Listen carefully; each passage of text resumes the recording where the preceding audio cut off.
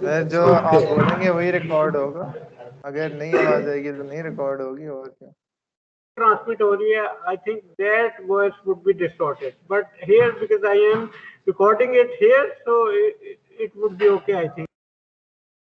Sir ji अब यहाँ पर भी क्लास लें, फिर उसके बाद हम जाकर रिकॉर्डिंग, सब टीचर्स यही कह रहे हैं भी रिकॉर्डिंग बाद में सुने जी, लेकिन हो सकता है if you want to reconnect, then maybe situation would get better. ठीक है, you can try that. But for the time being, unfortunately, this is the mode of instruction, so we need to stick with this. Apologies for any inconvenience, but ठीक है जी. So Atif, I think that to get through this. ये भी कुछ समझ नहीं आया sir, आपने क्या बोला है, ये भी आवाज कट रही है. Reconnect.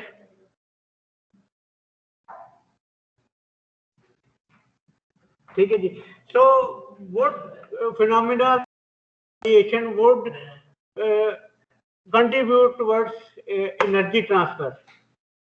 What are the phenomena? Okay, anything related with radiation. No, that is good enough. But there are some certain phenomena in radiation, like emission. ठीक है, उसके अलावा ट्रांसमिशन, एब्जॉर्प्शन. ट्रांसमिशन का क्या मतलब होता है जी? ट्रांसमिशन का मतलब है कि वो रेडिएशन आई है and it got transmitted from that material, so it is not going to change the energy level of that material. ठीक है, the only two phenomena which are going to change the energy levels in radiation, they are emission. ठीक है, and the second phenomena is absorption, right? So you can readily tell me that what happens then when a material emits radiation. The energy level of that material would decreases, and if it absorbs radiation, the energy level of that would increase. ठीक है, I think that we can appreciate this fact. ठीक है, now the question is how much energy would be added to that material if it is emitting, if it is absorbing energy from some other material. So for that there are certain laws. ठीक है, first of all emissive power अगर निकालनी हो तो उसके लिए formula होता है E is equal to epsilon sigma into Ts power 4. ठीक है, now what is epsilon here? Epsilon is emissivity. ठीक है, emissivity is the ability of a body to emit radiation. What is sigma? Sigma is the Stephen Boltzmann constant and its value is 5.67 into 10 to power minus 8. Ji, ability of a material to emit radiation at a given temperature. ठीक है, now for the black body emissivity would be equal to 1, which means that it is perfect emitter. But for the real material, emissivity lies between 0 and 1. So sorry, less than 1 होगी और greater than 0 होगी. ठीक है जी. Now as I mentioned that we would have emissive power of black body that would be equal to 1, so that's why it would have the maximum emission. ठीक है, and as you told me before seeing this slide that emission would result in reduction in thermal energy. Energy content कम हो जाएगा जब वो emit करेगा. Now this was about the emission and now we talk about the absorption. ठीक है, absorptivity क्या होती है? Ability of a surface to absorb the incident radiation, और इसकी वैल्यू भी 0 और 1 की, और इसको हम रिप्रेजेंट करते हैं विद द पैरामीटर अल्फा. ठीक है, for opaque surface alpha is less than 1. ठीक है, बिल्कुल ठीक है. ग्रे सरफेस, जैसे ब्लैक बॉडी थी इज इक्वल टू एमिसिविटी, यानी कि ग्रे सरफेस के लिए एब्जॉर्बिविटी एंड एमिसिविटी की वैल्यू इक्वल होगी, ठीक है। And absorptivity results in an increase in thermal energy, ठीक है।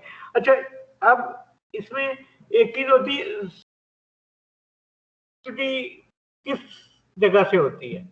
आमतौर पे सोलर रेडिएशन से होती है ना, सोलर फ्लक्स होता है जो कि आता है, और वो किसी भी, जैसे इस बिल्डिंग के ऊपर आएगा तो ये ब्रिक्स के अंदर वो एब्जॉर्ब होगी, और ये ब्रिक्स या ये रूफ थोड़ी सी हीटअप होगी, और ये फिनोमिनल, और उसके लिए फिर हम कौन सी चीज यूज करते हैं उस एब्जॉर्बिविटी को बढ़ाने के लिए, या उस एनर्जी को यूज करने के लिए आमतौर पर कौन सी चीज यूज करते हैं? तो उसको अगर आपने सोलर एनर्जी को स्टोर करना और उसको अपने electrical energy, solar panels, photovoltaic effect, presenter वगैरह का मसला सॉल्व करते हैं, वो बार बार कोई मीटिंग से रिमूव कर देता है। सॉरी सर, ये बार बार कोई मीटिंग से रिमूव कर देता है, तो आप बाकियों को अटेंडी बना दें।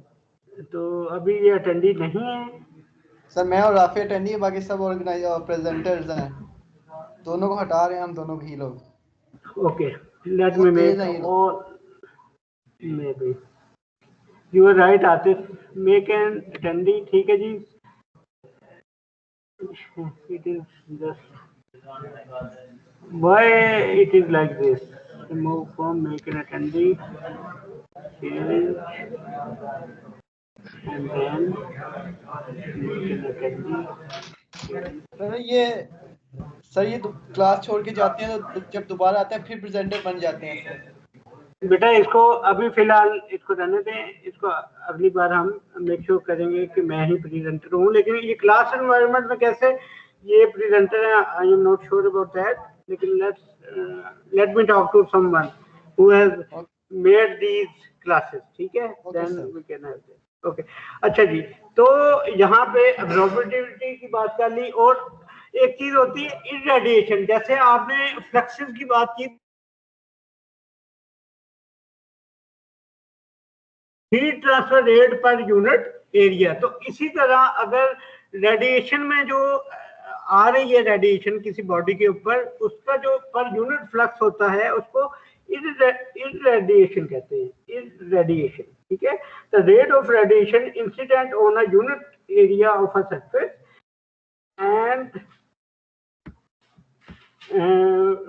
and this value is equal to, let me that is g, जो इंसिडेंट होती है वो सारी की सारी एब्जॉर्ब नहीं होती, उसमें से एक पोर्शन एब्जॉर्ब होता है ना, तो g absorb would be equal to, ये किस तरह इसको मिनिमाइज जी, अच्छा जी, तो इसमें अगर देखें तो एब्जॉर्ब कितनी एनर्जी होगी, वो absorptivity into g, g is the amount of energy which has been coming on a surface, तो एब्जॉर्ब उसमें से सिर्फ एक पोर्शन होगा जो कि डिपेंड करेगा उसकी एब्जॉर्बिविटी कितनी, ठीक है। अच्छा जी, अब ये जो आपको पता है कि ये जो रेडिएशंस हैं ये हर बॉडी जो कि 0 केल्विन से अबव टेम्परेचर पे होती है वो एमिट करती है, ठीक है। जैसे ये ह्यूमन बॉडी है, ये भी एमिट कर रही है, सोलर भी एमिट कर रहा है। अब हमें पता कैसे चलेगा कि नेट इंसिडेंट रिपीट कर दें जी, इंसिडेंट रिपीट कर दें, इंसिडेंट इररेडिएशन जो कि पर यूनिट एरिया होती है, ठीक है, जो टोटल रेडिएशन आ रही है उसको अगर पर यूनिट कर लें तो वो इररेडिएशन होगी। अब जो इररेडिएशन होगी वो पूरी की पूरी एब्जॉर्ब नहीं होगी, उसमें से एक पोर्शन एब्जॉर्ब होगा, और वो पोर्शन कैसे डिफाइन करेंगे, वो alpha into, alpha is the ability to absorb the for a particular material, ठीक है। जी क्या चीज है यहाँ पे, जो कि टोटल उसकी वैल्यू है जो कि आ रही है, ठीक है, और अल्फा इज द एब्जॉर्बिविटी जो कि ये टॉप पे डिफाइन की हुई है। जब इसको हम मल्टीप्लाई करेंगे तो हमारे पास वो अमाउंट ऑफ हीट आएगी जो कि वो मटेरियल एब्जॉर्ब करेगा, ठीक है। अब आते हैं नेक्स्ट पॉइंट की तरफ कि अगर सोलर रेडिएशन है या फॉर दैट इंस्टेंस अगर हमने देखना है कि एक बॉडी अपने सराउंडिंग के साथ रेडिएशन कैसे वो एक्सचेंज कर रही है। अब उसमें अगर बॉडी से रेडिएशन अगर ज्यादा निकल रही है और वो अब्जॉर्ब कम कर रही है तो उसका टेम्परेचर बढ़ेगा या कम होगा? अगर वो एमिट ज्यादा कर रही है और अब्जॉर्ब कम कर रही है तो उसका टेम्परेचर कम होगा, और वाइस वर्सा। ठीक है, बात करें solar radiation with this building. आप मुझे बताएं कि सोलर रेडिएशन के केस में नेट इन ज्यादा होगा या नेट आउट ज्यादा होगा? नेट इन ज्यादा होगा, तभी ये गर्म होता है ना, ये सारी जो हमारे हीटिंग ऑफ एनी सरफेस।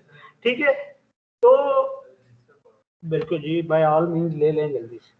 तो for that matter if we want to calculate the net radiation from a surface, हमें क्या करना पड़ेगा कि द अमाउंट ऑफ हीट या फिर rate of heat transfer away from that minus the amount rate of heat transfer which is coming in. ऐसे ही होगा ना, अगर हमने net rate of radiation from a surface निकालना हो तो वो क्या होगा?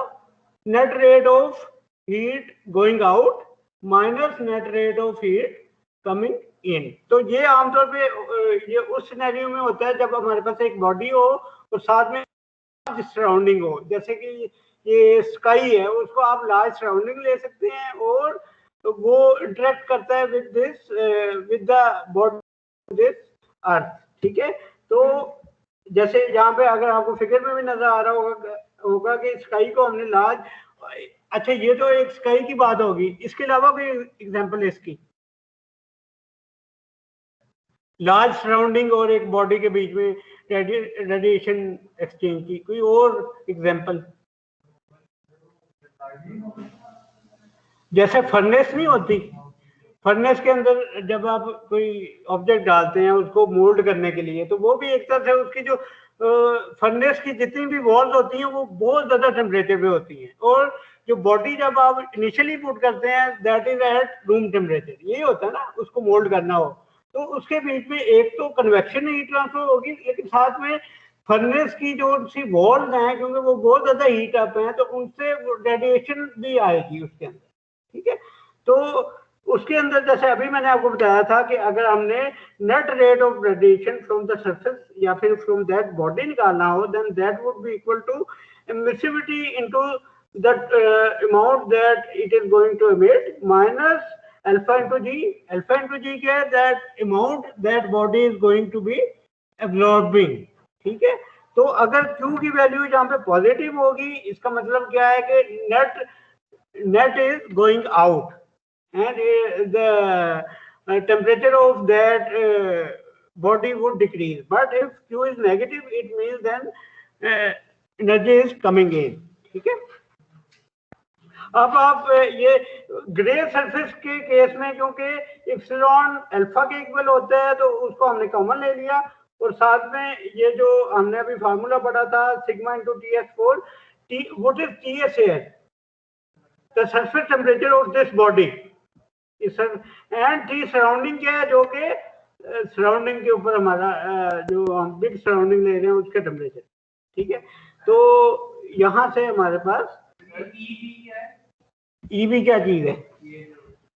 EB इज द एमिसिव, वो जो हमने किया था ना एमिसिविटी। अगर मैं पीछे ले जाऊं, यहाँ पे आपको नजर आ रहा है EB, ये वाला ब्लैक बॉडी थी ना, इसके साथ यहाँ पे हमने ये इप्सिलॉन मल्टीप्लाई किया था, ये नजर आ रहा है बेटा? तो यही वाली चीज वहां पे पुट की है। ठीक है, सिग्मा TS4 को EB कहते हैं। हाँ जी, व्हाट इज ब्लैक EB क्या चीज है? B is the emissive power of black body. उसको उसके साथ जब एमिसिविटी को मल्टीप्लाई कर देंगे तो वो रियल बॉडी की आ जाएगी। ठीक है, क्या चीज? बिल्कुल, एक या दो जी। EB is a function of temperature लिखा हुआ है ना, ये EB is the function of temperature. ये जो TS लिखा हुआ है ये जो पैरेंथेसिस में है इसमें ये बताया गया है कि EB is a function of surface temperature. हाँ जी, बिल्कुल लिख सकते हैं, लेकिन क्योंकि ये सिर्फ यहाँ पे ये बताया गया है कि ये जो ईबी है ये डिपेंड करती है टीएस के ऊपर। टीएस को बढ़ाएंगे तो ईबी बढ़ जाएगी, टीएस को कम, और किस तरह से बढ़ेगी, टीएस4। अभी तक आपने कन्वेक्शन और कंडक्शन के केस में देखा था वो लीनियर थे, टीएस माइनस टी इंफिनिटी या फिर T2 माइनस, लेकिन इसमें ये फोर्थ पावर है। जी बेटा, ऑनलाइन कोई क्वेश्चन था आपका, एनी क्यूरी? सर ये कैपिटल ई और स्मॉल ई में फर्क बता दें, एप्सिलॉन में। Capital E is the emissive power E, और स्मॉल जो एप्सिलॉन है ये एमिसिविटी है। अगर मैं थोड़ा सा यहाँ पे आप देख सकते हैं, ये जो स्लाइड है इसके अंदर E capital is the power. बेटा जो क्वेश्चन पूछते हैं नाम बता दिया करें ताकि मुझे इजी हो जाए बात करनी। सर आतिफ। जी आतिफ, ये कैपिटल ई इज द ये जो एमिसिव पावर है, और small e is the ability to emit power, ठीक है, एमिसिविटी कहते हैं। TS is the sir capital e जो वो जितनी सर जी पावर है, जो कैपिटल ई है वो जितनी पावर रेडिएशन एमिट कर रहा है बिल्कुल वो है, बिल्कुल, और जो स्मॉल ई है वो कितनी कर सकता है वो है। बिल्कुल एमिसिविटी है, उस मटेरियल की एमिसिविटी है कि वो मटेरियल प्रॉपर्टी होती है ना कि वो कितनी एमिट कर सकता है, ठीक है। अगर ब्लैक बॉडी होगी तो एमिसिविटी 1 होगी, लेकिन रियल बॉडी के लिए हमेशा उसकी वैल्यू 1 से कम होती है, ठीक है। वो परफेक्ट एमिटर सिर्फ ब्लैक बॉडी होती है जो कि एक वर्चुअल बॉडी है, वो फिजिकली वो एक्सिस्ट नहीं करती, ये एक तरह से वो आइडियलाइजेशन है, ठीक है आतिफ? ओके जी, थैंक यू।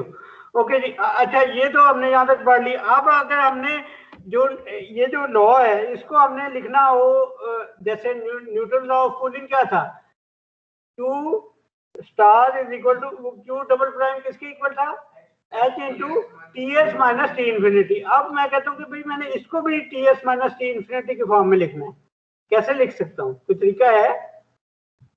ये जो TS4 माइनस T सराउंडिंग 4, इसको मैं दो सेपरेट कर सकता हूँ, वो क्या आ जाएगा, TS square minus T surrounding square into TS square plus T surrounding. अब जो TS square minus T surrounding square होगा उसको दोबारा मैं दो ब्रैकेट्स में कर सकता हूँ। तो अगर आप देखें तो यहाँ पे HR की वैल्यू मैंने निकाल ली है। अब देखिए मैंने उसको जो Q रेडिएशन था उसको मैंने लिख दिया Q is equal to HR into TS minus T surrounding, ठीक है। अब अगर देखें तो HR की वैल्यू किसकी इक्वल है, epsilon into sigma into TS plus TS surrounding into. अब अगर ये वाली वैल्यू मैं पुट करूं जो कि राइट हैंड साइड पे है, यहाँ पे जो कि लेफ्ट हैंड साइड पे इक्वेशन है, तो I should be able to get this equation. Can I get that? ये बात समझ आई है? ये जो HR की वैल्यू है जो कि राइट हैंड साइड पे, ये काफी लॉन्ग रिलेशन है, इसको अगर मैं यहाँ पे पुट करूं तो मुझे original relation should be recovered, ठीक है। क्योंकि अगर मैं पुट करता हूं तो ये वाली जो चीज है TS प्लस T सराउंडिंग, वो क्या बन जाएगी, यहाँ से मल्टीप्लाई होके TS square minus T surrounding square, और उसके साथ जब मैं TS square plus T surrounding square multiply करूंगा तो वो मेरे पास ये ओरिजिनल फॉर्म आ जाएगी, ठीक है जी। Any doubt for the DL students as well as the face to face students? तो इसको रेडिएशन कोफिशिएंट कह देंगे ना फिर HR को, ठीक है। तो ये आमतौर पे कई लोग कर लेते हैं, लेकिन आपको करने की जरूरत नहीं है, आप सिंपल ये वाला रिलेशन भी यूज कर सकते हैं। ये जो गिवन है ना, emissivity into sigma into TS4 minus T surrounding 4, अभी हम न्यूमेरिकल करेंगे may be in 10-15 minutes time, तो उसमें आप देखेंगे कि हमने जो हमारा न्यूमेरिकल होगा उसमें हम HR कैलकुलेट नहीं करते, हम सिंपली इस रिलेशन में जो कि हमने ये यहाँ पे लिखा हुआ है इसी को यूज कर लेंगे for the calculation of radiation heat transfer, ठीक है। क्या चीज? ये रेडिएशन की बात होती है, लेकिन आपका बड़ा अच्छा पॉइंट है, कन्वेक्शन भी हो रही होगी, क्योंकि अगर ये बॉडी आप फर्ज करें कि ये जो सरफेस है ये टॉप सरफेस है, ठीक है, ये रूफ है ऊपर वाली, तो ऊपर हवा भी तो है ना, अगर हवा नहीं होगी तो फिर प्योर होगी रेडिएशन, अगर हवा होगी तो फिर कन्वेक्शन भी तो होगी ना सराउंडिंग के साथ, और इन एडिशन रेडिएशन भी होगी। अच्छा जी, अब हम बात कर लेते हैं, ये तो हमने बात कर ली सिंपल 3 मोड से। अब हम बात करते हैं कि कोई भी जो सरफेस है वो उसके अंदर एनर्जी बैलेंस कैसे होता है। अब एनर्जी बैलेंस को देखने के लिए as we studied in thermodynamics, thermodynamics में फर्स्ट लॉ क्या कहता है, वो एनर्जी की बात करता है ना। क्या था फर्स्ट लॉ ऑफ थर्मोडायनेमिक्स, अगर आपको याद हो, energy can not be created not it can be destroyed, it can only change from one form to another, ठीक है, और it can be transported from one system to surrounding, ठीक है। और एनर्जी ट्रांसफर के तरीके कौन कौन से होते हैं वो हमने पढ़े थे, एक था हीट ट्रांसफर और दूसरा था वर्क डन, और उसके लिए फार्मूला क्या होता था, delta T delta E stored, यहाँ पे अगर आप देखें एस टी लिखा हुआ है, एस टी का मतलब है stored energy in that body, that is equal to Q net in minus W net out. ये वाला फार्मूला हमने थर्मोडायनेमिक्स 1 में बहुत ज्यादा पढ़ा था, Q net in minus W net out, और डेल्टा ई एस टी की जगह हम डेल्टा यू भी लिख देते थे फॉर द स्टेशनरी सिस्टम, ठीक है, अगर आपको याद हो ये चीजें। और जब वो मूविंग आते थे तो जहाँ पे डेल्टा एच आ जाता था, H is equal to U plus PV होता था, जहाँ एंथैल्पी याद है ना एच होती थी, ठीक है। तो यहाँ पे हम डब्ल्यू नेट की बात तो नहीं करेंगे, लेकिन यहाँ पे क्यू की बात करेंगे। अब for the thermal energy we can, अगर हमारे पास ओपन सिस्टम है तो उसके अंदर the increase in the amount of energy stored in a control volume must be equal to the amount of energy that enters the control volume minus the amount that leaves, ठीक है। अगर increase हो रहा होगा तो ये जब subtract करेंगे इन माइनस आउट को तो वो पॉजिटिव आएगा, अगर डिक्रीज हो रही होगी एनर्जी, अच्छा एनर्जी को डिक्रीज होने का कैसे पता चलता है किसी भी सिस्टम का, टेम्परेचर से, टेम्परेचर ड्रॉप, बिल्कुल जी, टेम्परेचर ड्रॉप कर देगा तो हमें पता चल जाएगा कि rate of energy transfer is negative, अगर टेम्परेचर राइज हो रहा है तो वो पॉजिटिव, और अगर कांस्टेंट रह रहा है तो वो वाला प्रोसेस क्या होगा, स्टेडी स्टेट। स्टेडी स्टेट का मतलब ये है कि टेम्परेचर उसके अंदर चेंज नहीं हो रहा। तो अभी हम जो हमारा चैप्टर नंबर 3 होगा और चैप्टर नंबर 4 होगा वो स्टेडी स्टेट कंडक्शन की बात करेंगे, उसमें यानी कि कोई टाइम के लिहाज से चेंज नहीं आएगी। फिर चैप्टर नंबर 5 में हम time rate of time change की बात करेंगे, ठीक है, ओके जी। तो अब इसको थोड़ा सा हम उसको प्रॉपर फॉर्म में लिख लें, डिफरेंशियल फॉर्म क्या होती है फर्स्ट लॉ की, the increase in the amount of thermal, अच्छा जी थर्मल एनर्जी कौन सी होती है, जो कि हीट एनर्जी है, इसके अंदर कौन कौन सी एनर्जी आ जाएंगी, इंटरनल एनर्जी आ जाएगी, फ्लो एनर्जी जो कि एच होता था, H is equal to U plus PV, ठीक है, और मैकेनिकल एनर्जी कौन सी होती है जी, काइनेटिक एंड पोटेंशियल एनर्जी, ठीक है। तो the increase in the amount of thermal and mechanical energy stored in the control volume must be equal to the amount of thermal and mechanical energy that enters minus that leaves and the amount of thermal energy which is generated within that control। अब एक extra चीज आ गई है जो कि आपने thermo में नहीं थी पढ़ी, एनर्जी जनरेशन। आप मुझे बताएं एनर्जी जनरेशन का फिनोमेना क्या होता है, और how can we see any example of energy generation जहाँ पे एनर्जी जनरेट हो रही हो। सबसे कॉमन प्रोसेस बैटरी कंबस्टन, जहाँ पे यानी कि जब भी आप कंबस्ट करते हैं, फ्यूल को कंबस्ट कर रहे हैं तो वो एनर्जी जनरेट हो रही है। उसके अलावा फोटोसिंथेसिस, बिल्कुल जी, बैटरी भी एनर्जी जनरेशन, वो इलेक्ट्रिकल एनर्जी, चलें ठीक है। फोटोसिंथेसिस जो प्लांट्स में होता है, ठीक है।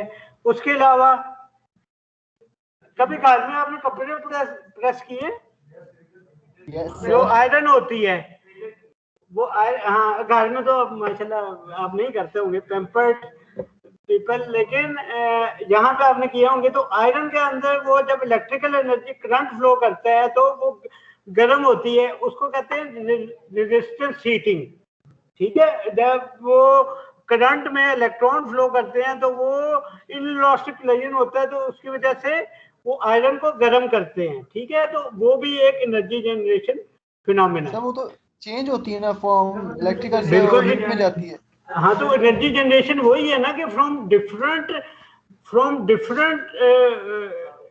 Form it goes into thermal. यानी कि एनर्जी जनरेशन वो वाली चीज है जहाँ पे जब वो कन्वर्ट हो तो टेम्परेचर बढ़े या कम हो, ठीक है। तो वो हीट की फॉर्म में आ जाती है ना इलेक्ट्रिकल एनर्जी, फिर हीट की फॉर्म में या थर्मल एनर्जी की फॉर्म में, ठीक है आतिफ। जो मैकेनिकल एनर्जी होती है वो भी तो फिर सेम ही है, वो मैकेनिकल से हीट में आ जाती है। नहीं, मैकेनिकल एनर्जी क्या होती है, वो तो पूरे सिस्टम की मोशन होती है ना। यानी कोई गाड़ी मूव कर रही है तो उसकी जो काइनेटिक एनर्जी होगी वो मैकेनिकल एनर्जी में आएगी ना। जो मॉलिक्यूलर एनर्जी है वो तो थर्मल एनर्जी में ही आएगी ना, क्योंकि वो इंटरनल एनर्जी या टेम्परेचर को राइज करती है। मैकेनिकल एनर्जी में potential energy of the system and kinetic energy of the system, वो सिस्टम लेवल पे बात हो रही होती है मैकेनिकल एनर्जी में। ये जो थर्मल एनर्जी होती है ये विद इन दैट सिस्टम जो मॉलिक्यूल की एनर्जी होती है ये उसकी बात हो रही है। ये मॉलिक्यूलर सर। लेवल पे बात होती है। ये ओके जो सर। थर्मल एनर्जी की बात है और मैकेनिकल एनर्जी की बात होती है पूरे सिस्टम के लेवल पे। जैसे गाड़ी मूव कर रही है तो उसकी कोई काइनेटिक एनर्जी है, कोई स्टोन कोई भी पत्थर अगर छत पे पड़ा तो उसमें कोई पोटेंशियल एनर्जी, तो वो पूरे सिस्टम की है। लेकिन वो बिल्कुल एक ठंडे बिल्कुल वो जीरो टेम्परेचर पे भी हो सकता है, लेकिन उसमें पोटेंशियल एनर्जी तो होगी ना, थर्मल एनर्जी नहीं होगी उतनी, ठीक है, वो कम होगी। सर गाड़ी मूव करती है सर, जब टायर मूव करते हैं जी तो वो जो मोशन मोशन की वजह से उसमें हीट जनरेट होती है सर। बिल्कुल जी, वो फ्रिक्शन हीटिंग की वजह से होती है, बिल्कुल ठीक है, वो भी होती है। लेकिन सर उसके है। अंदर जो काइनेटिक एनर्जी है उसके अंदर भी फ्रिक्शन की वजह से वो हीट हीट उसमें ट्रांसफॉर्म होती है ना थर्मल एनर्जी में। जैसे आप अपनी पाम को जब रब करते हैं अगेंस्ट ईच अदर तो आपके हाथ गर्म हो जाते हैं, तो वो भी फ्रिक्शन हीटिंग होती है ना। सर मेरी तरफ जी अजान होने लगी है। जी अजान होने हो रही है जी, सर। आप फिर म्यूट कर लें एंड देन हाँ जी जी बताइए बेटा। अगर डेल्टा ई एस टी जो राइट हैंड साइड पे जो तीन टर्म्स हैं, अगर ये तीनों की जो सम करें और माइनस में कोई वैल्यू आए, हो सकता है कि माइनस में वैल्यू आ सके, कोई तरीका है इसमें। अगर देखें अगर ई एस टी जीरो हो और ई इन कम हो और ई आउट ज्यादा हो तो डेल्टा ई एस टी की वैल्यू क्या होगी, नेगेटिव हो जाएगी, तो वो इंक्रीज डिक्रीज बन जाएगा। क्या चीज नहीं, आमतौर पे जितनी भी जगह होती हैं ईएसटी की वैल्यू तो बड़ा एक स्पेसिफिक फिनोमेना है ना। आमतौर पे तो ईएसटी की वैल्यू नेगेटिव भी होती है। उन्होंने इंक्रीज लिख दिया ना, इंक्रीज लिखने का मतलब ये है कि वो जो राइट हैंड साइड का जो सम करेंगे वो पॉजिटिव आएगा। अगर वो राइट हैंड साइड का सम करके नेगेटिव आ जाए तो वो इंक्रीज डिक्रीज बन जाए। जैसे आप स्टैटिक्स में नहीं करते कि एक आपने फोर्स निकालनी होती है रिजल्टेंट, तो वो पॉजिटिव एक्स में ले लेते हैं, अज्यूम कर लेते हैं, वो नेगेटिव में वैल्यू आएगी उसकी डायरेक्शन चेंज हो जाएगी। तो वो तो उसको ये तो अमाउंट की फॉर्म में था ना, अमाउंट ऑफ एनर्जी। इसका इसका यूनिट क्या होगा जी, जॉउल। अच्छा जी, लेकिन हीट ट्रांसफर में हम हीट ट्रांसफर रेट के बारे में बात करते हैं, टाइम रेट ऑफ चेंज, ठीक है। तो उस केस में फिर हम इसी चीज को टाइम रेट की फॉर्म में rate of increase of thermal and mechanical, बाकी सारी चीज वो है। और पूरी इक्वेशन को हमने लेफ्ट हैंड साइड और राइट हैंड साइड पे टाइम से डिवाइड कर दिया। ये जो ऊपर वाली थी इंटीग्रल फॉर्म थी, ये डिफरेंशियल फॉर्म, ठीक है। चलो जी, अजान थोड़ा सा हम ब्रेक कर लेते हैं 2 मिनट की and then we can continue. तो सही है, हम भी 5 मिनट बाद आते हैं।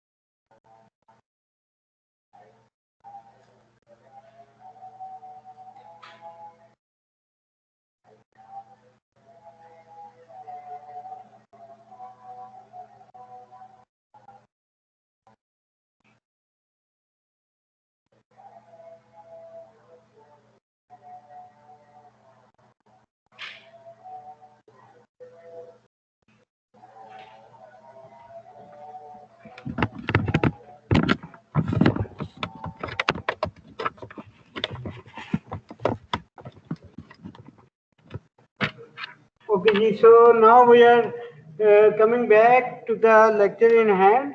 So at the moment we have discussed the integral and differential form of first law. Okay, before we go on to the numericals, now we need to understand that when we, because I have already explained you that what is mechanical energy. Now what is thermal energy? Thermal energy क्या होती है? Heat energy, उसके अंदर कितनी energies होंगी? जैसे total energy कौन कौन सी होती है जी? Kinetic energy, potential energy plus internal energy. ठीक है, जो पहली दो एनर्जीज हैं they combine to make internal energy, that is a part of thermal energy. ठीक है, उसके अंदर एक फ्लो एनर्जी वाला, इंटरनल एनर्जी के अंदर कितने कंपोनेंट्स होते हैं? If you can list down that, if you can tell for the convenience of whole class. नहीं, वो तो मॉलिक्यूलर लेवल पे है ना, उसको क्या कहते हैं? वो जो तीनों की जो होती है उसको आप क्या क्या नाम देते हैं? Sensible energy. सेंसिबल एनर्जी का मतलब ये होता है कि अगर सेंसिबल एनर्जी की वैल्यू बढ़ेगी टेम्परेचर बढ़ेगा। अच्छा जी, ये तो एक और सेंसिबल एनर्जी के अंदर तीन किस्म की मोशन आती हैं। वो एनर्जी तीन किस्म की मोशन की वजह से होती है, ट्रांसलेशनल, वाइब्रेशनल एंड रोटेशनल। चलें, ये यहाँ तक बात होगी। अब दूसरी एनर्जी कौन सी हो सकती है? दूसरी फेज चेंज वाली, जो कि लेटेंट एनर्जी। अच्छा जी, ये दूसरी भी होगी, इसके बाद भी हो सकती है एनर्जी। अभी आपने मुझे पिछली 5 मिनट पहले जब हम एनर्जी जनरेशन की बात कर रहे थे, हमने कंबस्टन की बात की थी। उसमें क्या होता है? केमिकल टूटते हैं जिसकी वजह से एनर्जी प्रोड्यूस होती है, उसको कहते हैं केमिकल एनर्जी कंपोनेंट। अच्छा जी, ये तो तीन हो गए जिसमें बॉन्ड टूट रहे हैं और कंपोनेंट हो रही है। उसके अलावा कोई एनर्जी हो सकती है?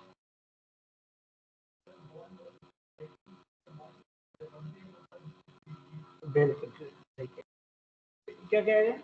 जब बॉन्ड टूटते हैं तो रिलीज होती है। हाँ, वो नहीं, जब बॉन्ड टूटते हैं तो वो एनर्जी अब्जॉर्ब करते हैं। बिल्कुल ठीक। अच्छा, ये तो हो गया केमिकल एनर्जी। आगे चलें, ये थर्मो में हमने बड़ी डिटेल में पढ़ा समझेगा, एंथैल्पी ऑफ फॉर्मेशन और वो सारी चीजें। अच्छा, आगे चलें, इसके अलावा कोई हो सकती है एनर्जी?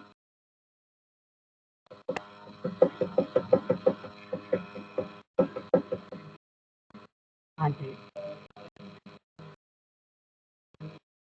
अच्छा, उसके अलावा चले, ये वो तो ट्रांसफॉर्म हो रही है ना जनरेशन के बाद। उसके अलावा एक न्यूक्लियर कंपोनेंट भी तो होता है ना, न्यूक्लियर फिशन एंड फ्यूजन, जिसमें एटम का जो न्यूक्लियस के अंदर जो चेंजेस आती हैं उसकी वजह से जो एनर्जी रिलीज होती है वो न्यूक्लियर एनर्जी होती है। तो बेसिकली इंटरनल एनर्जी के अंदर 4 कंपोनेंट्स होते हैं। वन इज सेंसिबल, जो कि टेम्परेचर को जिसको सेंस किया जा सकता है। दूसरी होती है लेटेंट, जो कि फेज चेंज, जैसे कंडेंसेशन होती है, इवेपोरेशन होती है, that is phase change process. हाँ, ये तीनों उसी में आती है सेंसिबल में, ट्रांसलेशनल मोशन और ये वाइब्रेशनल एंड रोटेशन। क्या चीज? लेटेंट में तो वो बॉन्ड ही टूट जाते हैं ना।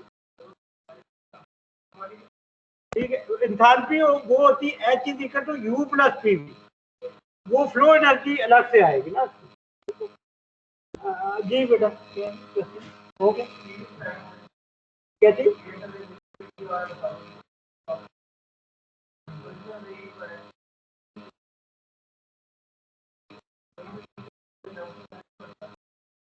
इन बिटवीन मीडियम नहीं, वो तो उसको मीडियम रिक्वायर्ड नहीं होता ना। नहीं, फर्क उसमें कुछ एब्जॉर्ब हो सकती है ना, उस एयर में तो हीटअप होती है ना, तो उसमें थोड़ा सा फर्क पड़ता है बिल्कुल। अच्छा जी, तो एनर्जी जनरेशन के अंदर ये वॉल्यूमेट्रिक फिनोमेना होता है, जितना वॉल्यूम ज्यादा होगा, और ये एक्सोथर्मिक प्रोसेस होता है। Energy generation is always exothermic process, जैसे कंबस्टन है। एक्सोथर्मिक प्रोसेस क्या होता है? जिसमें एनर्जी रिलीज होती है, और एंडोथर्मिक प्रोसेस होता है जिसके अंदर एनर्जी एब्जॉर्ब है। ठीक है जी, तो इलेक्ट्रिकल एनर्जी की जो हमने भी बात की थी कि वो आयरन में से गुजरती है, तो वो भी एक यहाँ पे आ गया, ठीक है, जो अभी तक की बात की थी। एनर्जी जनरेशन के अंदर केमिकल और न्यूक्लियर एनर्जी की कंट्रीब्यूशन आ जाती है, यानी कि बेशक न्यूक्लियर फिशन या फ्यूजन से जनरेट हो रही हो या फिर कम्बस्शन से जनरेट हो रही हो, ठीक है। तो अच्छा, एनर्जी स्टोरेज जो उनसे होती है वो भी एक वॉल्यूमेट्रिक फिनोमिना है, और इसके अंदर कौन सी दो चीजें आती हैं, वो प्रिंसिपल है रिटर्न। अब देख लें, एनर्जी जनरेशन अलग है और एनर्जी स्टोरेज अलग है, ठीक है। और उसके अलावा एनर्जी इन और एनर्जी आउट कैसे होती है, मास फ्लो रेट, ठीक है। वॉल्यूमेट्रिक फिनोमिना ये होता है कि वो पूरे वॉल्यूम पे डिपेंडेंट होता है, क्योंकि वो सरफेस फिनोमिना होगा, वो सिर्फ सरफेस पे होगा, ठीक है। क्योंकि वो कौन सा हो सकता है, जैसे energy in energy out surface से होती है, जो एनर्जी इन एनर्जी आउट है तो वो सरफेस के थ्रू होगी ना, सर तो वर्क डन वो से नहीं हो सकती, एनर्जी बिल्कुल इन हो आउट सकती है, लेकिन यहाँ पे हम हीट ट्रांसफर की बात कर रहे हैं स्पेसिफिकली। सर। वर्क डन से भी हो सकती है, बिल्कुल, वो भी सरफेस फिनोमिना है ना, क्योंकि सिस्टम और सराउंडिंग के बीच में एक्सचेंज कैसे सर। होता है, थ्रू अ सरफेस ना। यस तो सर, वहां से जो हीट बाउंड्री। ट्रांसफर हो रही है वो बाउंड्री, वो सरफेस फिनोमिना है, ठीक है। बिल्कुल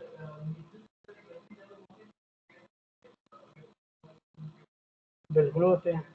तो नहीं, न्यूक्लियस के अंदर होते हैं इलेक्ट्रॉन के जो होते हैं एनर्जी लेवल, न्यूक्लियस के अंदर जो प्रोटॉन और न्यूट्रॉन होते हैं उनके अंदर जो बॉन्ड होते हैं वो बहुत स्ट्रांग होते हैं, वो जब टूटते हैं तो उसकी वजह से न्यूक्लियर को फ्यूजन और फ्यूजन की एनर्जी प्रोड्यूस होती है। और अगर इलेक्ट्रॉन वो न्यूक्लियर को छोड़ के जाएगा, वो उससे वो न्यूक्लियर फिशन नहीं होता, उससे वो करंट फ्लो करता है, ठीक है।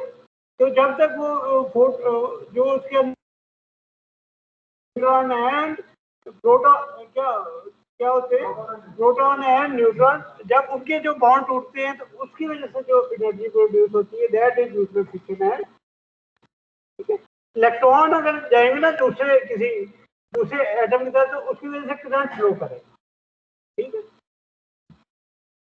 अच्छा जी, और इनफ्लो और आउटफ्लो का जैसे आपने पूछा, किसी ने क्वेश्चन पूछा, तो उसका आंसर मैंने दे दिया कि वो सरफेस फिनोमिना होते हैं, वो बाउंड्री के ऊपर हो रहे होते हैं ना, क्योंकि inflow of energy and outflow, जैसे जहाँ से अगर ठंडी हवा आएगी खिड़की से, तो ये बाउंड्री से आ रही है ना, तो ये एक surface phenomena rather than a volumetric. Energy storage is a volumetric phenomena. Energy generation is also a volumetric phenomena. ठीक है। अब हम बात कर लेते हैं सरफेस, एक सरफेस, अगर ये let's suppose we are considering this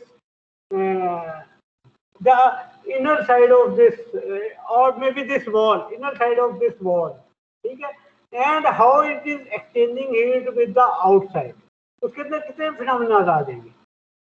अगर मैं वो एक ये फिगर दिखा दूं, जैसे ये वॉल है एक, इनसाइड में टेम्परेचर रहता है, यानी कि हीटर चल रहा हो इस रूम के अंदर ना, तो टेम्परेचर अगर देखें तो T1 की वैल्यू रहता है, वो जो है उसकी वैल्यू थोड़ी सी कम होगी, और बाहर हमारे पास एयर है जहाँ पे कन्वेक्शन हो रही है, और उसके अलावा हमारे पास स्काई है, ठीक है, जिसके साथ रेडिएशन हो रही है, ऐसे ही। अब मुझे बताएं कि अगर let's suppose we have got the night time, ठीक है, नाइट टाइम पे तो हमारा जो क्यू रेडिएशन होगी वो हमेशा आउटवर्ड होगी ना, ठीक है। दिन के वक्त दिन की रोशनी होती है तो वो इनवर्ड होती है, जब रात का टाइम होता है तो वो आउटवर्ड होती है। अच्छा जी, अब इसमें मुझे बताएं कि अगर ये जो ऑफ दिस वॉल, इसके ऊपर अगर हम एनर्जी बैलेंस लगाएं, तो क्योंकि ये सरफेस फिनोमिना है, तो जो वॉल्यूमेट्रिक फिनोमिना वाली टर्म्स हैं वो जीरो हो जाएगी, ठीक है। तो हमारे पास अगर ओरिजिनल इक्वेशन क्या थी यहाँ पे, हमको याद होगा, E dot S T is equal to E dot in minus E dot out plus E dot G. तो अगर वॉल्यूमेट्रिक सरफेस फिनोमिना है तो ये वाली टर्म भी जीरो हो गई, और ये वाली बाकी हमारे पास के बचा E in minus E out is equal to zero. अच्छा जी, तो आप मुझे बताएं कि ई इन क्या होगी इस बॉल इस जगह, बेटा आपका क्या ख्याल है? आपका क्या नाम है? आपका नाम मुझे भूल गया। अजमत जी, बिल्कुल। तो इसमें इन क्या होगा? अगर ये वाली सरफेस है, ये डैशेड लाइन देख रहे हैं, ये एक कंट्रोल सरफेस है ना, इसके ऊपर एनर्जी इन कहां से हो रही है? फिगर को देख के बताएं। यहाँ पे अगर टेम्परेचर T1 है, यहाँ पे T2 है, तो एनर्जी लेफ्ट से राइट को फ्लो करेगी ना, तो वो इस कंट्रोल सरफेस के अंदर इन होगी ना। ये बात समझ आ रही है? अच्छा जी, चलिए ये हो गया। अब ये मोड ऑफ हीट ट्रांसफर क्या होगा? कंडक्शन होगा, कन्वेक्शन होगी या रेडिएशन होगी? अजमत? हाँ जी, ये कहीं ना कहीं सवाल है, साथ ही कंडक्शन। क्यों कंडक्शन क्यों होगा?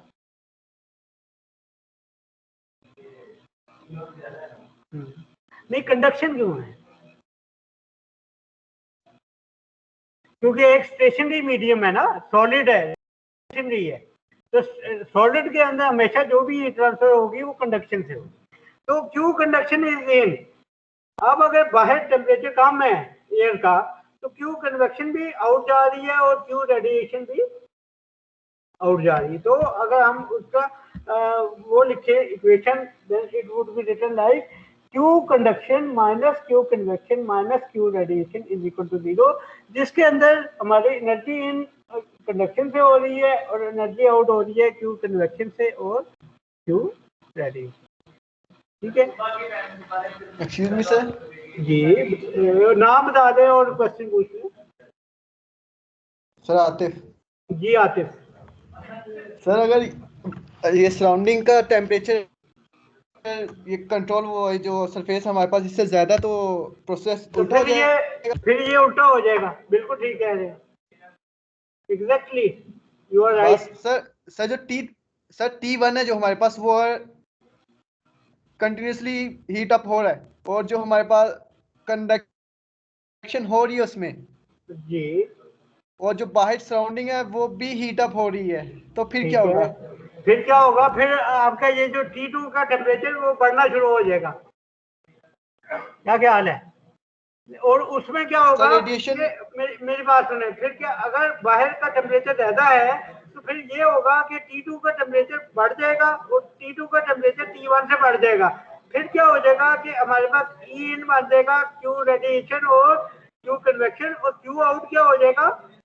Q conduction. उसमें कंडक्शन फिर फ्रॉम राइट टू लेफ्ट होगी, क्योंकि फिर T2 बढ़ना शुरू हो जाएगा T1 से। ठीक है? Okay sir. ये क्लियर होगी आपको? ये दूसरा केस है। अभी हम जो बात कर रहे हैं वो कूलिंग ऑफ आउटर सरफेस की बात कर रहे हैं। आप जिसकी ओके सर। बात कर रहे हैं वो हीटिंग ऑफ आउटर सरफेस की बात कर रहे हैं। ये हीटिंग ऑफ ये सरफेस, ये फिनोमिना कहाँ पे देखते हैं आप? जल्दी से बता दें आतिफ। यानी कि कूलिंग का तो मैंने आपको बता दिया ना एटमॉस्फेयर के साथ, ये हीटिंग कहाँ पे हो रही होती है? ये जो घर में जब आप स्टोव ऑन करते हैं, तो स्टोव के ऊपर केटल रखते हैं ना, तो केटल की जो बॉटम सरफेस होती है, अगर उसके अंदर क्यू कन्वेक्शन भी जा रही है और क्यू रेडिएशन भी जा रही है, और वो हीट ऊपर को ट्रांसफर करता है फ्रॉम बॉटम टू टॉप। ऐसे ही होता है आतिफ। यस ठीक सर, है? ऐसे तो होता ये वो वाला फिनोमिना है। अच्छा जी, तो this was just the brief introduction of different sir cases, and now जी बेटा। सर ये जो आपने इधर पहली लाइन लिखी है, conduction heat transfer from medium to control surface, इसमें मीडियम कौन सा है? मीडियम ये वाला जो सॉलिड मीडियम, ये ब्रिक वॉल। ठीक ये है? Pink sir. ये पिंक्स है, इसको मीडियम कह दिया, यानी कि वॉल का जो मटेरियल है उसको मीडियम कह दिया। ठीक है? Is it clear? जी सर क्लियर है। Yes sir. ये याद थे? नहीं okay Abdul okay okay Abdul ji. जी शारिद, आपका नाम? शारिद जी, शारिद क्या चीज? दिल्ली हमने इसलिए 0 किया था कि क्योंकि हम जिसमें टाइम रेट ऑफ चेंज 0 था। ठीक है, अगर क्योंकि आप देखें ना, ये जो वॉल है, वॉल की आउटर सरफेस है, सुबह इसका टेम्परेचर होता है 10, लेकिन अगर गर्मियों के दिन होंगे तो अगर नून होगी तो इसका टेम्परेचर हो जाएगा 30 या 40, तो वो राइज करता है। फिर जब शाम होती है तो ये कम होना शुरू हो जाता है, फिर रात को मिनिमम पे पहुंच जाता है। ठीक है, तो सरफेस जब बैलेंस लगा तो उसके अंदर जो हमारा होता है ना, वो एनर्जी जनरेशन वाली टर्म हम हमेशा 0 कर देते हैं, लेकिन उस सरफेस का टेम्परेचर बढ़ भी सकता है, कम भी हो सकता है। लेकिन अगर हम स्टेडी स्टेट ऑपरेशन की बात करें, जैसे जो आयरन होती है, जो जैसे प्रेस करते हैं, उसके डिफरेंट टेम्परेचर होते हैं ना। एक टेम्परेचर जहाँ पे सेट कर देते हैं, जैसे वो अचीव होता है तो वो बंद हो जाता है, उसके बाद वो मेंटेन करता है उस टेम्परेचर को। तो that is the steady state operation. अगर आप उस आयरन को स्विच ऑफ कर देंगे तो इवेंचुअली वो कूल डाउन कर देगी, और शुरू में वो हीट अप होगी। तो जो शुरू की हीटिंग अप और आखिर में जो कूलिंग डाउन होती है, वो ट्रांजिएंट प्रोसेस है। और जो बीच में आप किसी जगह उसको कॉटन के ऊपर या किसी जिसको भी प्रेस करना है आपने क्लोथिंग को, तो वहां पे जब उसको करते हैं तो वो एक स्टेडी स्टेट ऑपरेशन होता है। ठीक है, अच्छा जी, ये भी हो गया। अब हम एक न्यूमेरिकल करते हैं छोटा सा। अब ये आप जी ब्रेक क्या करनी बेटा, एक ही दफा पढ़ते हैं बस, खत्म कर दें। ओके जी, द वॉल बेटा अभी ब्रेक हो गई है, लेट मी कंटिन्यू क्योंकि कोर्स काफी है and we need to cover. ठीक है, अभी नमाज के वक्त हमने 5 मिनट की ब्रेक की थी, पहले भी 10 मिनट ब्रेक हुए सर 2 भी मिनट भी नहीं हुए थे सर, 2 मिनट भी नहीं हुए थे तब। ओके जी, let's have a 2 minute break, sir 5 minutes break. Okay sir 10 तो करें सर, वॉशरूम जाना। मेडिकल अब ये चैप्टर 1 कंप्लीट हो जाएगा, फिर हम कंडक्शन का डिटेल में एनालिसिस शुरू कर देंगे।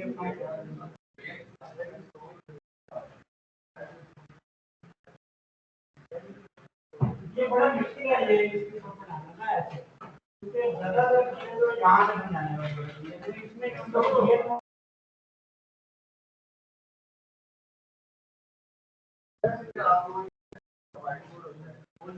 वो भी कर ले, लेकिन उसमें जितना लिखने में टाइम लगेगा ना,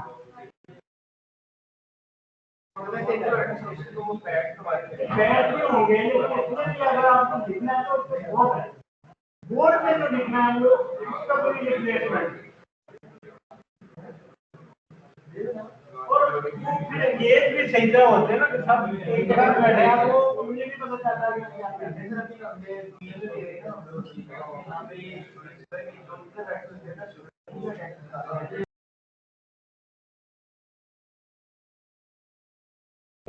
दोनों को कैसे मैनेज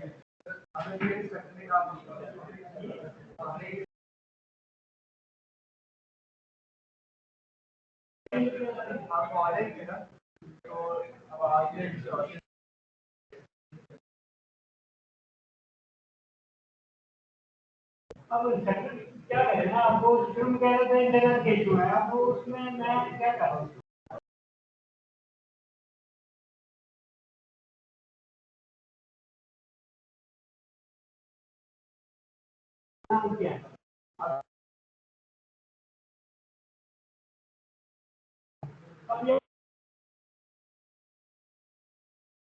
जैसे पहले होता था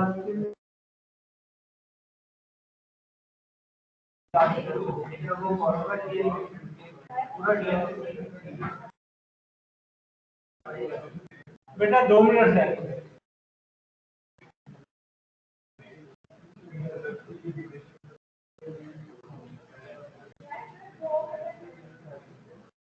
तो टैब मेरे पास है, तो टैब पहली बात है जहाँ पे रखी है, और दूसरा ये तो उससे जब लिखते हैं ना वो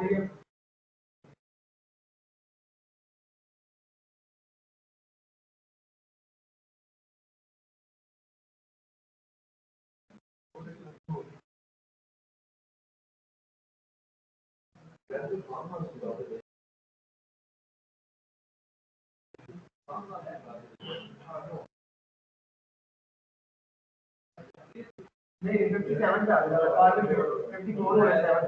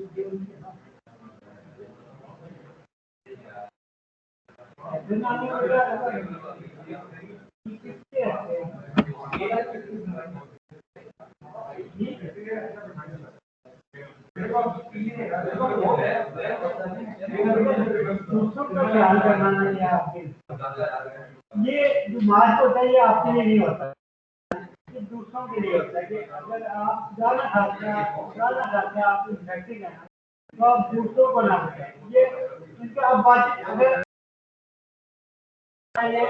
आपको मुझे आप दूसरों के लिए करते हैं क्या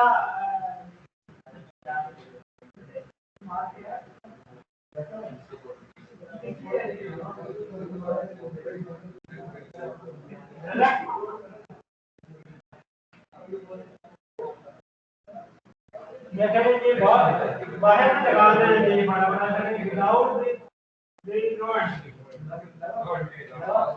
without mask and don't bother sitting here if you are not if you don't want to wear mask. Okay ji, so let's start the numerical problem, the break for 5 minutes.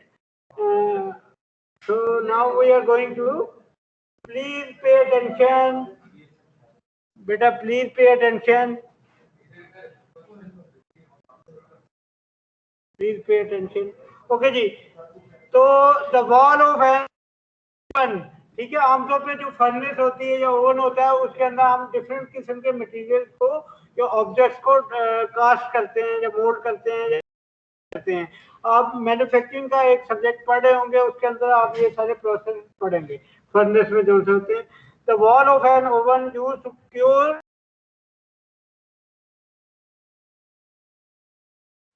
0.05 meter and it is exposed to large surrounding and surrounding का जहाँ पे word आ जाएगा तो उसका मतलब ये है कि आपने इशारे so large surrounding, then we need to consider the radiation effect. ठीक है, अगर सराउंडिंग का जिक्र ना हो न्यूमेरिकल में, you can neglect the radiation effect. ठीक है, जब वो कह रहा हो कि लार्ज सराउंडिंग के साथ कोई हीट एक्सचेंज कर रहा है, then we need to consider that, and then we have as well as air at its outer surface. ठीक है, एयर भी है तो कन्वेक्शन भी होगी। फिर the air and surrounding are at temperature of 300 kelvin and heat transfer process is state.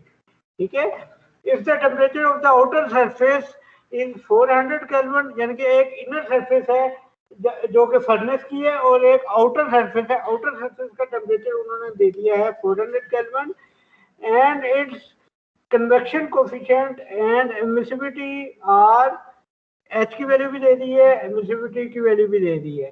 What is the temperature of the inner surface, यानी कि इनर सरफेस का टेम्परेचर क्या होगा जहाँ पे वो हीट क्यूरिंग प्रोसेस हो रहा है। तो सबसे पहले तो हम ये इसकी स्कीमेटिक ड्रॉ कर लेंगे, जिसके अंदर अगर आप देखें तो फर्नेस किस जगह पे है, फर्नेस लेफ्ट साइड पे है, तो ये इनर वॉल है जो कि लेफ्ट साइड पे है।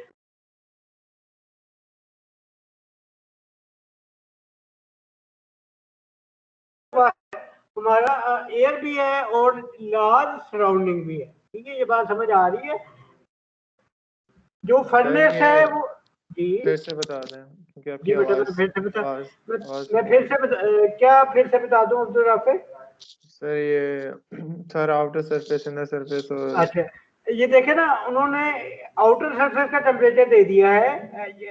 ये जो ओवन है ये लेफ्ट साइड पे है, ये यहाँ पे जो लेफ्ट सरफेस के लेफ्ट साइड पे है वो सारा ओवन वाली जगह है, और हीट क्योरिंग प्रोसेस इस जगह पे हो रहा है जहाँ पे माउस मूव कर रहा है, ठीक। और ये इनर सरफेस है, और जो आउटर वॉल का टेम्परेचर है वो 400 केल्विन है, ठीक है।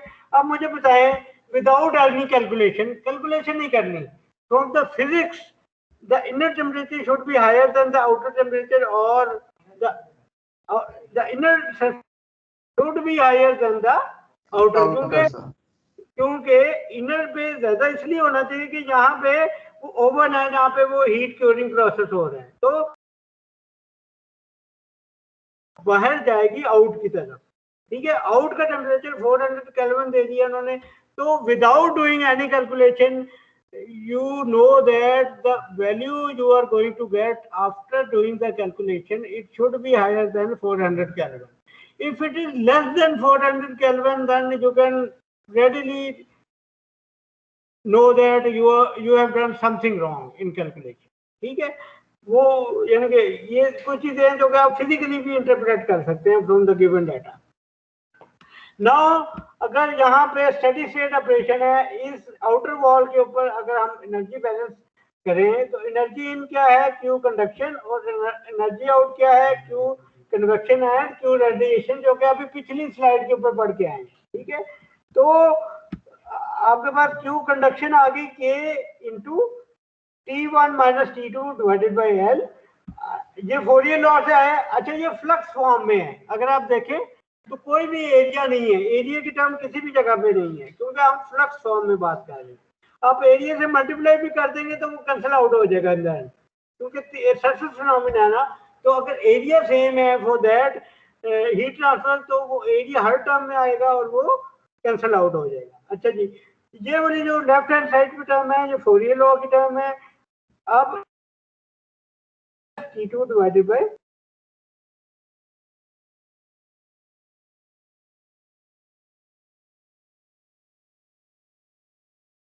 Right hand side what temperature जो कि 400 है, टी इंफिनिटी जो कि सराउंडिंग का टेम्परेचर है जो कि 300 केल्विन गिवन है, देन एमिसिविटी गिवन है, स्टीफन बोल्ट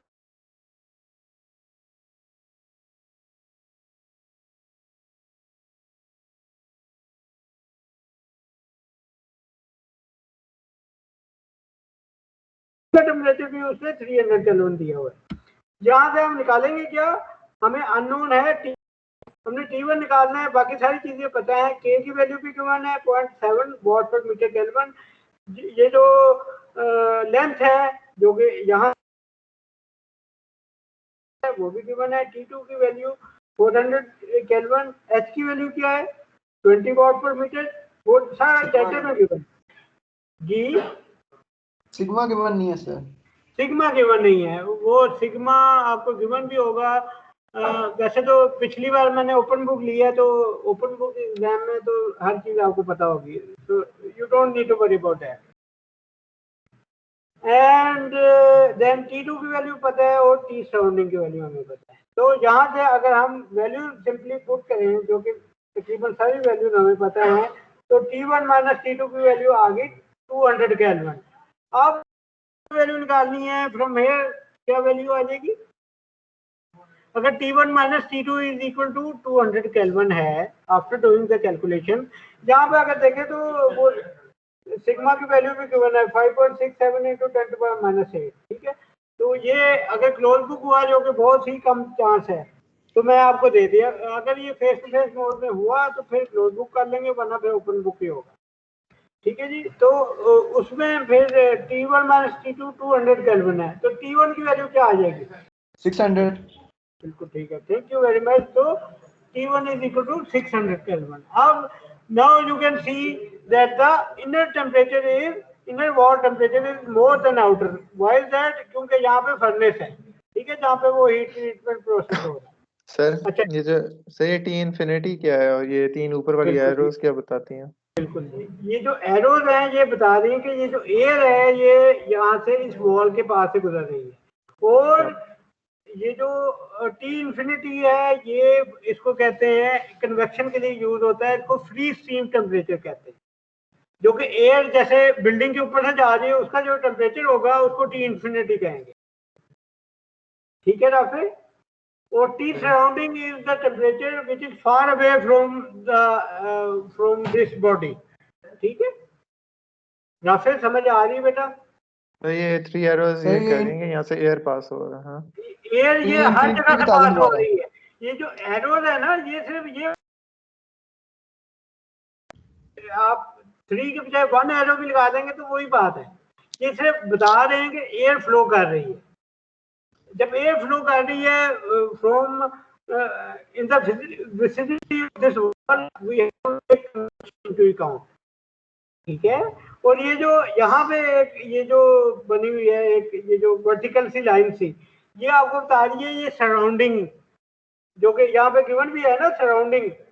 तो सराउंडिंग के साथ हमेशा रेडिएशन एक्सचेंज होगा, जो एयर जो होगी जो फ्लूइड होगा जो कि विसिनिटी में होगा उसके साथ कन्वेक्शन का फिनोमेना होगा। ठीक है जी राफे? सही। सर इंफिनिटी बता दें दोबारा, T infinity. T infinity is the free stream temperature of the air. Okay sir. Thank you. अच्छा जी, अब हम एक दूसरी काफी प्रैक्टिकल प्रॉब्लम है जो कि सोलर कलेक्टर की होती है। सोलर कलेक्टर का क्या काम होता है आमतौर पे? कि वो हीट को अब्जॉर्ब करता है और फोटोवोल्टिक इफेक्ट से फिर इलेक्ट्रिसिटी जनरेट होती है। यही होता है ना, वो घरों में भी सोलर पैनल लगवाए होते हैं कि जी वो उससे आप चला सकते हैं जी। ये देखें ना, अगर रेडिएशन हो रही है, ये देखें ये सबट्रैक्ट इफेक्ट था।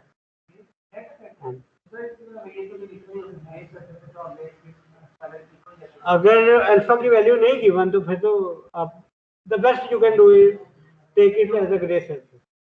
ठीक है। अगर अगर अल्फा की वैल्यू गिवन होती फिर आप कह सकते थे कि आप मुझे ये चीज डिफरेंट यूज करनी, लेकिन for the sake of this course we would take it like this. अच्छा जी, अब दूसरा सोलर कलेक्टर वाला एक प्रॉब्लम है जो कि काफी इंटरेस्टिंग प्रॉब्लम होता है। वो क्या है कि a solar flux of 700 watt per meter square is incident on a flat plate solar। यहाँ पे आप देख रहे हैं कि ये जो डार्क पिंक है इसको आप कहते हैं एब्जॉर्बर प्लेट। एब्जॉर्बर प्लेट का क्या काम होता है कि वो हीट एब्जॉर्ब करता है, लेकिन उसके ऊपर अगर आप देखें तो एक ग्लास की वो शीट लगाई हुई है। अब ग्लास का क्या काम होता है,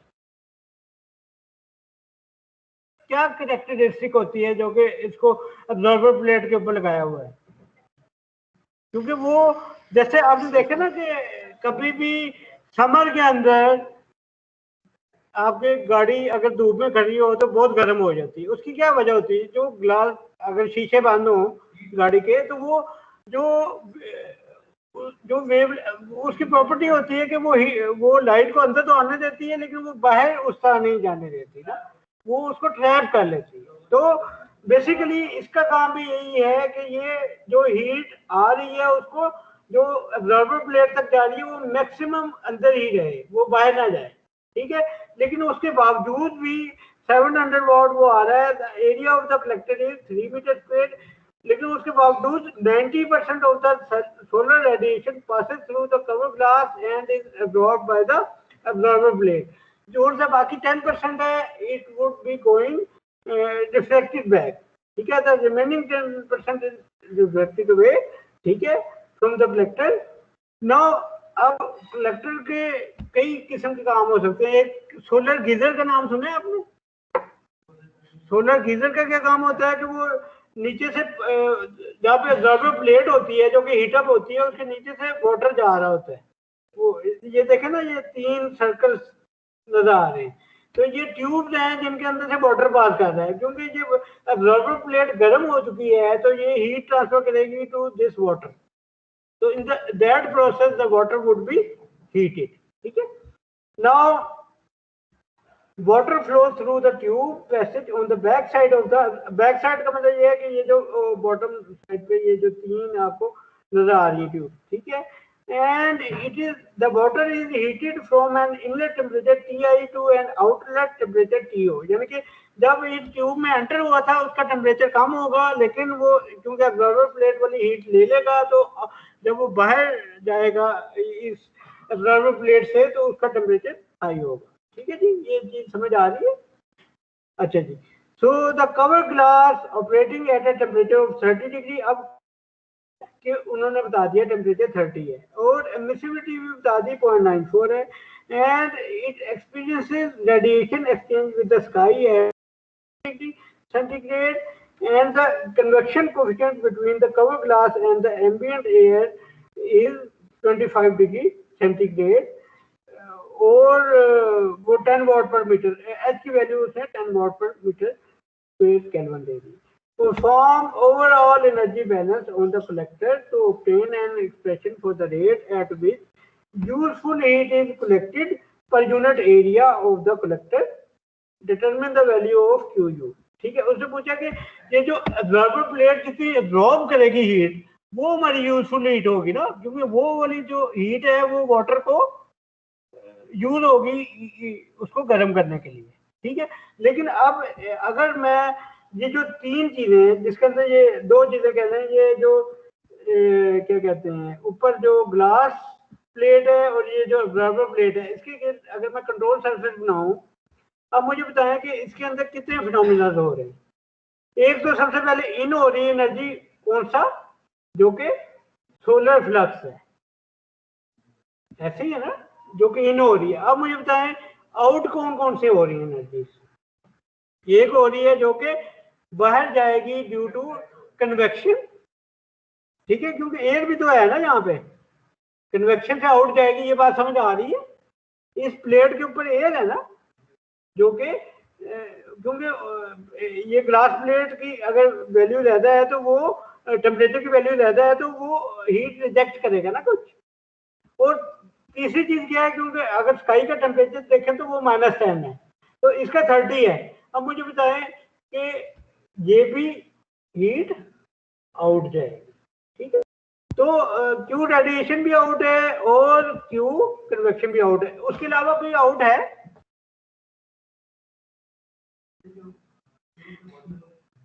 जो यहां से निकल के नीचे जा रही है वो भी तो आउट है ना। क्यू यूजफुल, जो क्यू, दोबारा बताइए। तो जो सिस्टम रिजेक्ट कर रहा है हीट, हाँ जी, जो कि रिजेक्ट कर रहा है, जो कि रिजेक्ट करने का मतलब ये है कि जो कि वो इस वाटर को दे रहा है, ठीक है, सर। तो वो वाली भी आउट है, ठीक है। तो ये हमारे पास इन सिर्फ सोलर फ्लक्स है और बाकी तीनों हमारे पास आउट है। बेटा ये बात समझ आ रही है सबको? अगर कोई कंफ्यूजन है तो पूछ ले। तो पहले तो हमने ये चीज निकाली कि इसमें से कौन, अच्छा ये बाकी पार्ट्स हम बाद में देखते हैं। तो सबसे पहले ये उन्होंने वो एनर्जी बैलेंस यहाँ पे लगाया हुआ है, तो उन्होंने कंट्रोल वॉल्यूम थोड़ा सा कंफ्यूजिंग बताया हुआ है, लेकिन असल में जो कंट्रोल वॉल्यूम होना चाहिए वो यहाँ पे होना चाहिए जिसके अंदर ये ट्यूब ना आती हो, ठीक है। तो हमारे पास जो मेन इक्वेशन है वो ये होती है E dot in minus E dot out plus E dot gen is equal to E dot S. अब मुझे बताइए E डॉट एस टी की वैल्यू क्या होगी? E डॉट एस टी की वैल्यू क्या होगी? Solar flux. E dot S T है क्या, सबसे पहले ये बताइए।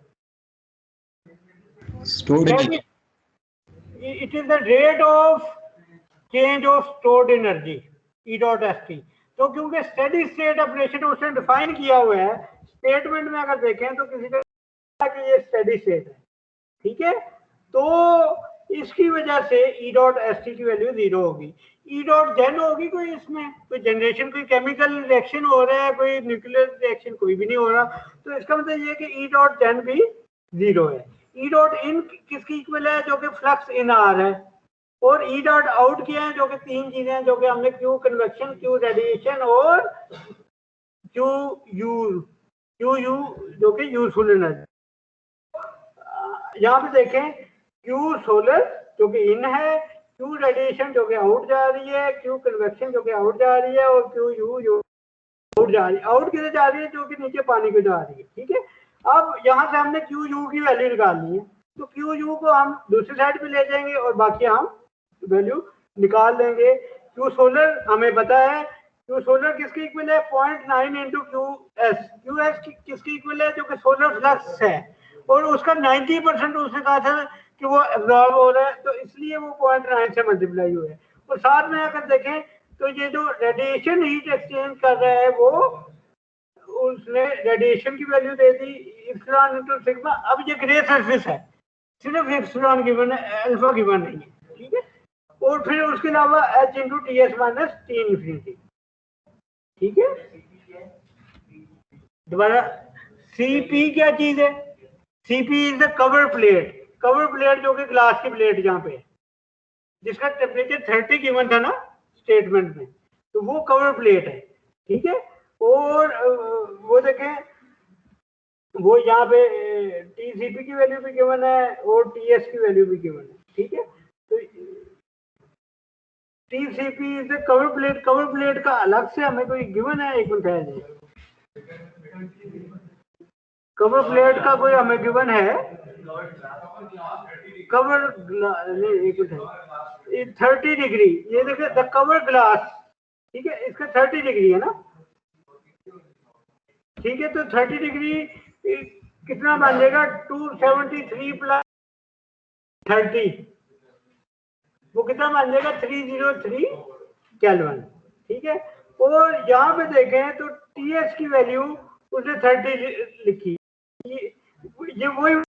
अच्छा, एक चीज आपने नोट हमेशा करनी है कि जब भी आप रेडिएशन का फार्मूला यूज करेंगे ना, तो वैल्यूज आपने केल्विन में पुट करनी है, क्योंकि वो पावर में है फार्मूला, पावर 4 है। तो अगर इसमें देखें तो 303 kelvin is equal to 30 degree, लेकिन यहाँ पे मैटर नहीं ना करता, क्योंकि 30 माइनस 25 में भी करेंगे तो वही वैल्यू आएगी।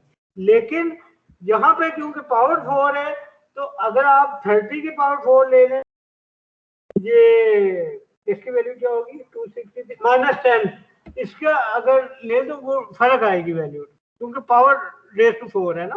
तो आपने हमेशा ये वाली कैलकुलेट।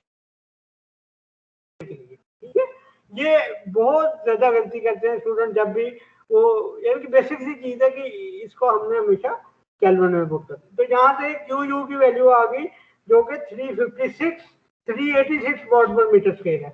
अब ये 386 वॉट है, that would be utilize to heat the water which is running through the tube at the bottom of the absorber plate.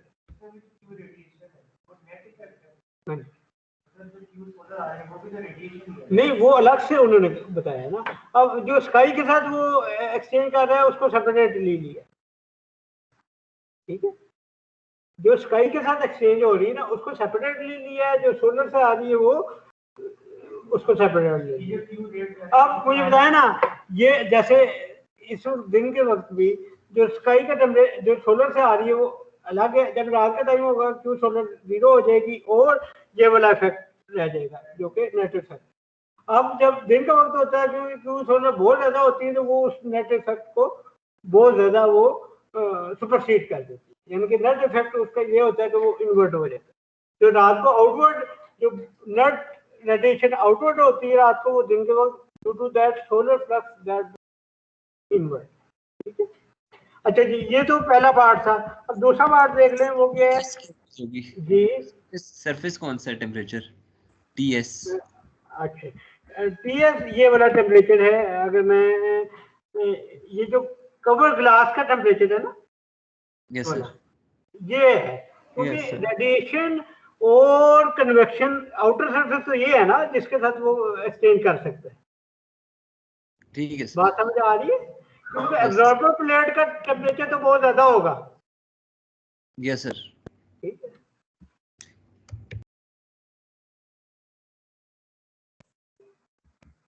तो अच्छा जी, अब हम सेकंड पार्ट कर लेते हैं। सेकंड पार्ट क्या है? Calculate the temperature rise of the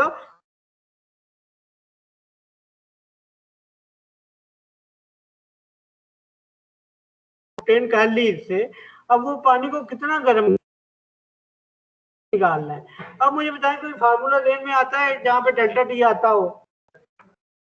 नहीं, थर्मो वाला कोई फार्मूला अगर मैं हिंट दे, कोई किसी जगह डेल्टा टी आता हो, कोई सी की वैल्यू आती होगी,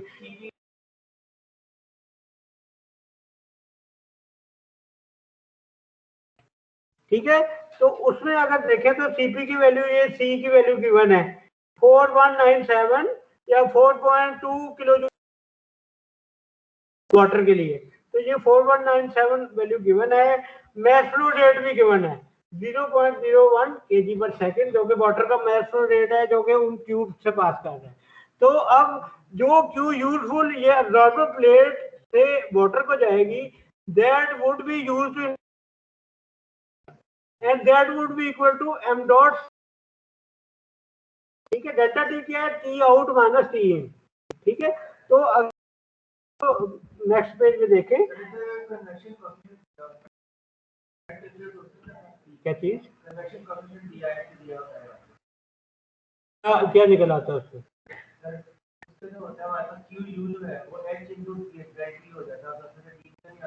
कौन सा टी, सरफेस का टेम्परेचर है, ये वाटर का टेम्परेचर पूछा है ना, टेम्परेचर राइज। वो जो टी एस है वो सरफेस है,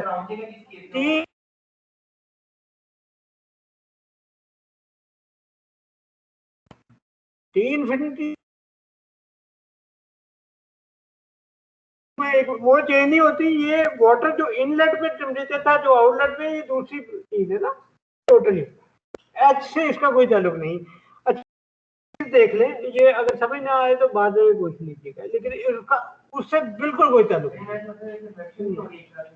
नहीं। कन्वेक्शन के थ्रू हीट तो ट्रांसफर हो रही है, लेकिन उसमें वो वाला फार्मूला क्यों यूज नहीं कर सकते, क्योंकि जो पाइप फ्लो है उसमें टी इन्फिनिटी कोई चीज ही नहीं होती।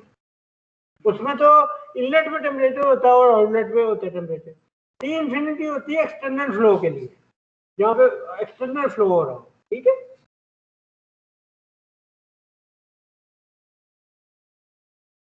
मल्टीप्लाई करना है क्योंकि क्यू डॉट बनाना है ना हमने।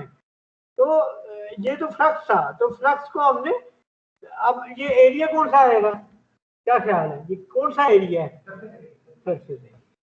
Surface area of the absorber plate हमें गिवन है जो कि 3 मीटर है, तो वो हम यहाँ पे वैल्यू पुट कर देंगे। अगर देखें तो ये 386 is the Q U, 3 metre square is the surface area of the absorber plate divided by M dot, जिसकी वैल्यू 0.01 kg पर सेकेंड है, और सीपी की वैल्यू 4197।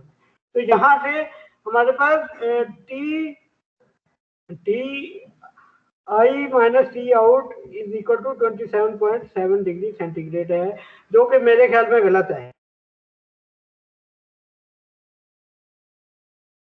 पे जो टेम्परेचर है वो ज्यादा होगा ना, अगर वो हीट गेन कर रहा है वाटर, तो आउटलेट यहाँ पे तो ये लिखा आ रहा है ना टी इन माइनस टी आउट, तो अगर वो चीज पॉजिटिव है तो इसका मतलब ये है कि इनलेट पे वाटर का टेम्परेचर ज्यादा है, जो कि कभी भी नहीं हो सकता, क्योंकि जो अब्जॉर्बर प्लेट है वो उसको दे रही एनर्जी ताकि वो गर्म हो, तो T outlet should be greater than T inlet. यहाँ पे जो फार्मूला है ये टी आउट माइनस टी इन होना चाहिए, it can not B T in minus T out. ये बात समझ आ रही है जी सबको, ठीक है। ये थोड़ी सी टाइपिंग मिस्टेक कह लें बुक वालों की, ये आपको फिजिकली भी समझ होनी चाहिए कि ये ऐसे नहीं हो सकता।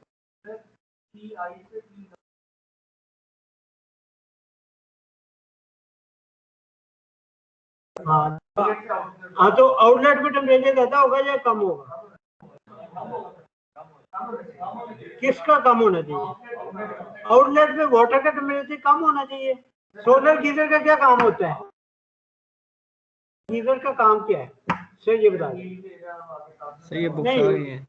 सोलर गीजर का काम क्या है, what is the sir function, water को हीट अप करना। ओके ओके जी, गीजर का क्या काम है, सर पानी गर्म करना। तो इनलेट पे टेम्परेचर ज्यादा होता है जब वो गीजर के अंदर जाता है या आउटलेट पे, आउटलेट पे ज्यादा होगा सर।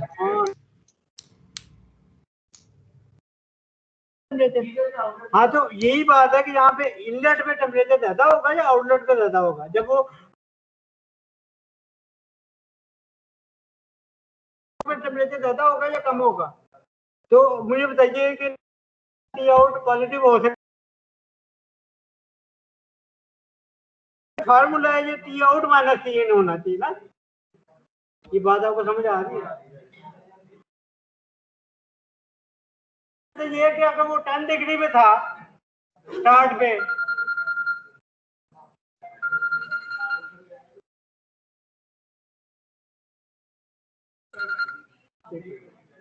बेटा अब एक बड़े प्रैक्टिकल सी चीज है, अगर मैं कहता हूँ कि इनलेट पर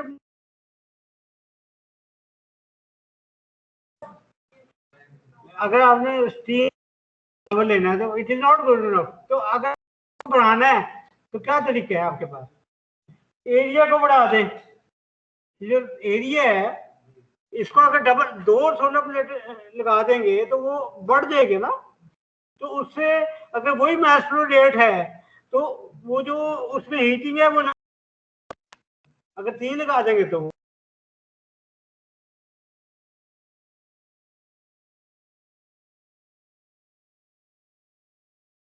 इंटरप्रिटेशन क्या है?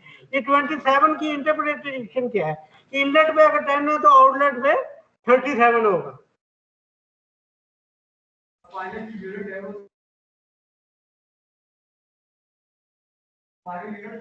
एक्सीलेंट।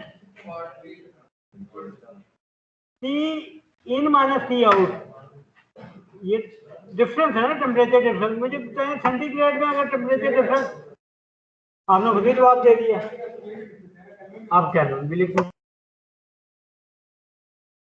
नहीं है वो दोनों चीजें, क्योंकि वो 273 प्लस करना होता है ना दोनों में। अच्छा जी, एफिशिएंसी क्या होती है? अब उन्होंने कहा कि एफिशिएंसी निकाले सोलर कलेक्टर की। तो कलेक्टर की एफिशिएंसी ये होती है कि जो useful heat collected to the date at which solar incident किस पे हो रही है? 700 पे। और यूजफुल एनर्जी कितनी निकली है उसमें से, जो कि क्यू यू निकाली थी, तो वो 386 डिवाइडेड बाय 700। तो ये इसकी जो कलेक्टर एफिशिएंसी है वो 55% है। ठीक है, यानी कि ये हीट अब्जॉर्ब कर सकता था, वो उसको जाया कर रहा है या वो रिजेक्ट हो गया थ्रू कन्वेक्शन रेडिएशन। ठीक है, ये अगर रेडिएशन और कन्वेक्शन को हम किसी तक कम कर सके तो वो सारी यूजफुल के अंदर आ जाएगी। हाँ जी, हाँ जी, ठीक। अच्छा, ये हमारे प्रैक्टिस प्रॉब्लम है, आपने करने हैं, आपकी बुक के हैं, ये आपको स्लाइड्स भी मिल जाएंगे एट द एंड। ठीक है, और अब हम जल्दी से अटेंडेंस ले लेते हैं and then we can call it a day. Sir online जाएं? सर हम लोग जा सकते हैं? बेटा अगर रुक जाएंगे तो अच्छी बात है। सर ये कौन सी वाली बुक है संजय? ये इनक्लोपेडा जो पहली बुक है, आपको मिल गई है बुक? मैंने ये सबको कर दी है जो याद है। एक मिनट ऐसे मुझे ये अटेंडेंस ले लेने।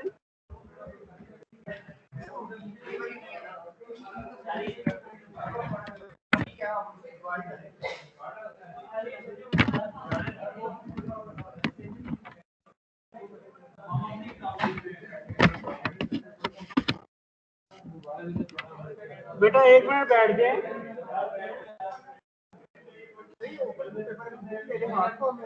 हाँ जी बेटा, अगर ओपन बुक हुआ तो वो डीएल मोड में होगा, वरना आपको फार्मूला शीट मिल जाएगी। बुक बाय ना करें, वैसे अपनी शौक है। बेटा बैठ जाए अगर 1 मिनट के लिए, ये थके हैं। अच्छा चले ठीक है, मैं खड़े हो के थके हूँ लेकिन मैं बैठ नहीं सकता। That is my problem. Okay ji, so maybe we can kind of stop the recording. Let me take the attendance and then you can leave.